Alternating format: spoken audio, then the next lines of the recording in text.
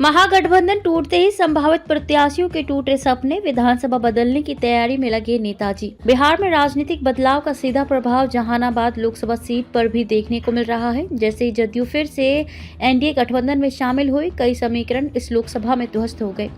कई संभावित प्रत्याशियों के सपने टूट गए। लोकसभा सीट से वर्तमान सांसद जदयू के हैं। एनडीए गठबंधन में ही ये जीत हासिल हुई थी। सीधे मुकाबले में मामूली अंतर से इस सीट से पिछले लोकसभा चुनाव में राजद की हार हुई थी। वर्ष 2022 में जब जनता दल यूनाइटेड महागठबंधन का अंग बना, तो एनडीए के अन्य घटक दल के कई संभावित प्रत्याशी इस सीट की ओर अपनी निगाहें जमाए हुए थे। जहानाबाद लोकसभा सीट पर फिर बिगड़ेगा समीकरण। दरअसल जहानाबाद लोकसभा सीट पर 2002 से ही भाजपा और जदयू एक साथ चुनाव लड़ती रही हैं। वर्ष 2014 तक दोनों का गठबंधन साथ रहा और यहां से मैदान में जदयू के उम्मीदवार रहे। इस अवधि में 2 बार राजद तथा इतनी ही बार जदयू की जीत हुई।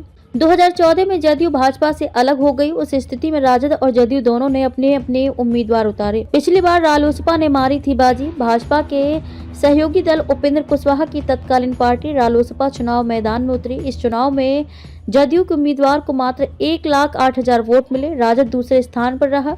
भाजपा समर्थित रालोसपा की जीत हुई। गठबंधन बदलने के पहले भाजपा के सहयोगी दल उपेंद्र कुशवाहा की पार्टी राष्ट्रीय लोक जनता दल और लोजपा रामविलास से कई उम्मीदवारों की चर्चा यहां होने लगी थी। पूर्व सांसद डॉक्टर अरुण कुमार भी इस समय लोजपा रामविलास में है। नीतीश के गठबंधन बदलते ही समीकरण भी बदला। 2 ध्रुव की पार्टी जदयू और राजद पहली बार एक साथ लोकसभा चुनाव लड़ने की स्थिति में थी, लेकिन बिहार की राजनीति ने अचानक करवट ले ली। मुख्यमंत्री नीतीश कुमार फिर से अपने परंपरागत सहयोगी भाजपा के साथ चले गए। इससे एनडीए के अन्य घटक दल के संभावित प्रत्याशी पशोपेश में पड़ गए हैं। कुछ समय पहले तक एनडीए गठबंधन से जो लोग उम्मीदवार माने जा रहे थे, वे मायूस होकर क्षेत्र बदलने की तैयारी में जुट गए हैं।